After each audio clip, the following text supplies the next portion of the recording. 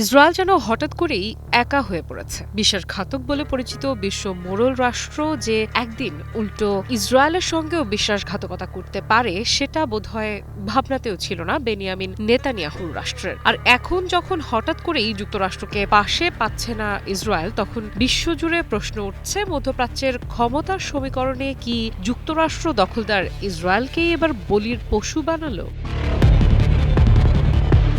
ইসরায়েলের সবচেয়ে ঘনিষ্ঠ মিত্রই যদি একদিন প্রকাশ্যে কড়া ভাষায় সমালোচনা করে, তাহলে কি বুঝতে হবে সম্পর্কের ভিত নড়বড়ে হয়ে গেছে? মধ্যপ্রাচ্যের রাজনীতিতে ঠিক এমনই এক নাটকীয় মোড় দেখা গেল এবার। ইরান ইসরায়েল যুদ্ধের পর যুক্তরাষ্ট্র ও ইরানের মধ্যে হওয়া নতুন সমঝোতাকে কেন্দ্র করে প্রকাশ্যে ইসরায়েলকে সতর্ক করল ওয়াশিংটন। সেই বার্তা দিয়েছেন খোদ মার্কিন ভাইস প্রেসিডেন্ট জেডি ভ্যান্স। সম্প্রতি হোয়াইট হাউসে আয়োজিত এক সংবাদ সম্মেলনে ভ্যান্স এমন কিছু মন্তব্য করেন যা শুধু ইসরায়েল নয়, পুরো আন্তর্জাতিক অঙ্গনেই আলোচনার জন্ম দিয়েছে। তিনি বলেন, এই মুহূর্তে বিশ্বজুড়ে ইসরায়েল ক্রমশ বিচ্ছিন্ন হয়ে পড়ছে এবং দেশটির কিছু নেতা আমেরিকার সহায়তার প্রকৃত মূল্য বুঝতে পারছেন না। তার ভাষায়, পৃথিবীতে যদি এখনও ইসরায়েলের সবচেয়ে শক্তিশালী বন্ধু কেউ থেকে থাকে, তবে সেটি হলো যুক্তরাষ্ট্র। ভ্যান্স আরও এক ধাপ এগিয়ে বলেন, যদি ইসরায়েলের সরকারের কোনো মন্ত্রী হতেন, তাহলে নিজের সবচেয়ে বড় মিত্রকে প্রকাশ্যে আক্রমণ করার কথা কল্পনাও করতেন না। তার এই বক্তব্য সরাসরি ইঙ্গিত করে ইসরায়েলের কট্টরপন্থী মন্ত্রীদের দিকে, যারা সাম্প্রতিক যুদ্ধবিরতি ও সমঝোতা নিয়ে ট্রাম্প প্রশাসনের অবস্থানের তীব্র সমালোচনা করে আসছেন।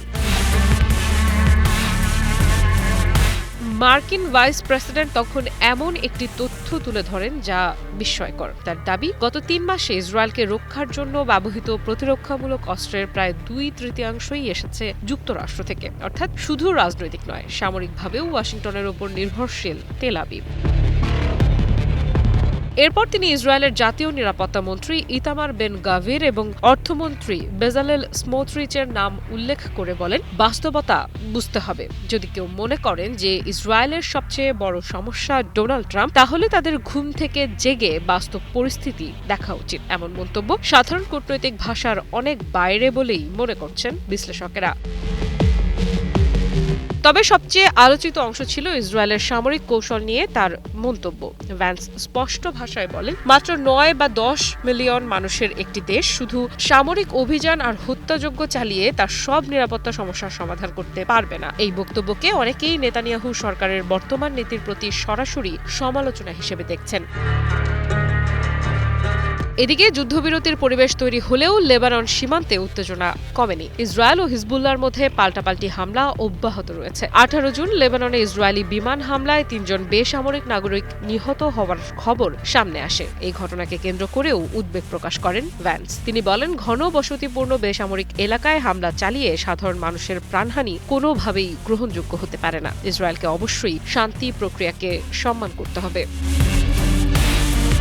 মজার বিষয় হলো, কয়েক মাস আগেও চিত্রটি ছিল সম্পূর্ণ ভিন্ন। যুক্তরাষ্ট্র ও ইসরায়েল যৌথভাবে ইরানের বিরুদ্ধে সামরিক অভিযান চালিয়েছিল। তখন দুই দেশ ছিল একই কৌশলের অংশ। কিন্তু যুদ্ধ দীর্ঘায়িত হওয়ার সঙ্গে সঙ্গে মতভেদ বাড়তে থাকে। প্রেসিডেন্ট ট্রাম্প যেখানে সংঘাত থামানোর পক্ষে অবস্থান নেন, সেখানে নেতানিয়াহু আরও কঠোর সামরিক পদক্ষেপের পক্ষে ছিলেন। আর সেই মতভেদের ফল এখন প্রকাশ্যে চলে এসেছে। ইতামার বেন গাভির ইতোমধ্যে ঘোষণা করেছেন, ট্রাম্পের মধ্যস্থতায় হওয়া এই চুক্তিতে ইসরায়েল নিজেকে আবদ্ধ মনে করে না। কোনো আন্তর্জাতিক চাপের কাছেও তারা নতি স্বীকার করবে না। এই অবস্থান যুক্তরাষ্ট্রের জন্য স্পষ্ট অস্বস্তির কারণ হয়ে দাঁড়িয়েছে। আমাদের উঠে দাঁড়াতে হবে।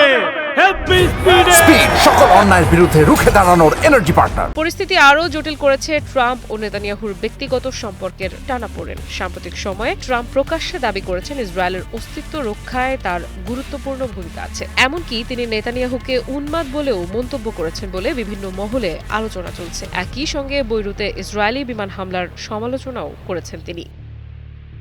আফরিদা ইফরাত, নিউজ 24।